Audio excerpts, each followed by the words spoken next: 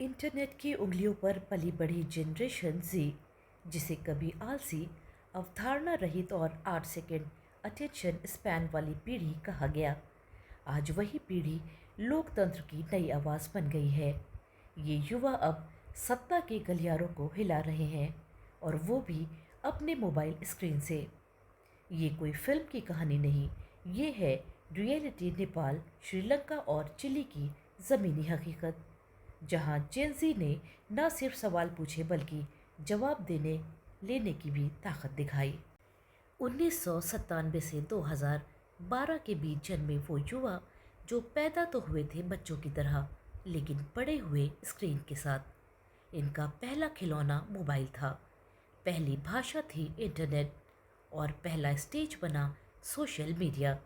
जहां पिछली पीढ़ियां किताबों और न्यूज़पेपर से सोच बनाती थीं, वहीं जेंजी मीम्स, इंस्टाग्राम पोस्ट और ट्विटर थ्रेड से अपनी विचारधारा गढ़ती है। आज ये पीढ़ी नारे नहीं लगाती, ये ट्रेंड सेट करती है। इनका जंतर मंतर है टिकटॉक, और इनकी जन भाषा है वायरल रील्स। नेपाल की राजनीति में भूचाल आ गया, और इस भूचाल की वजह बने जेंजी के वो युवा जो अब तक सिर्फ स्टोरीज और स्नैपचैट पर एक्टिव थे। इनफ इज़ इनफ ये कोई हैशटैग भर नहीं था, बल्कि एक पूरी पीढ़ी की चीख थी जो सोशल मीडिया के जरिए एकजुट हुई। रवि लामिछाने एक सोशल मीडिया स्टार बने, जनता के नए नेता। टिकटॉक पर ट्रेंडिंग नाम, इंस्टा पर वायरल चेहरा, और कुछ ही महीनों में बनी सरकार टूटी भी उन्हीं की लहर से। नेपाल की कहानी अकेले नहीं थी। 2022 में श्रीलंका में जब पेट्रोल लाइनें लंबी और सब्र छोटा हो गया, तो व्हाट्सएप ग्रुप्स में प्लान बने और फेसबुक पोस्ट से क्रांति की चिंगारी भड़की।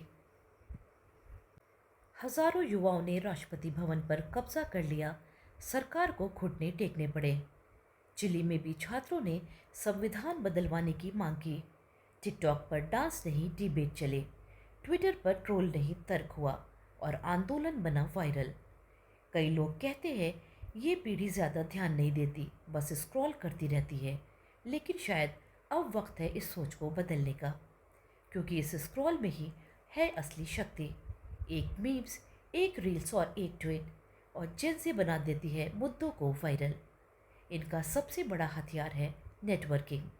इन्हें कोई सिखाता नहीं, ये खुद एक दूसरे को सिखाते हैं। पारंपरिक मीडिया इनके पीछे भागता है, न कि ये उसके। हर क्रांति का एक स्याह पहलू होता है। सोशल मीडिया की इस लहर में फेक न्यूज़, ट्रोल आर्मी और इंस्टेंट गुस्सा भी है। पर एक बात साफ है, अब नेताओं को जनता से नहीं, उनके फ़ोन में मौजूद कैमरे, रिकॉर्ड बटन और लाइव फीचर से डर लगता है, क्योंकि अब सच वायरल होता है और झूठ एक्सपोज।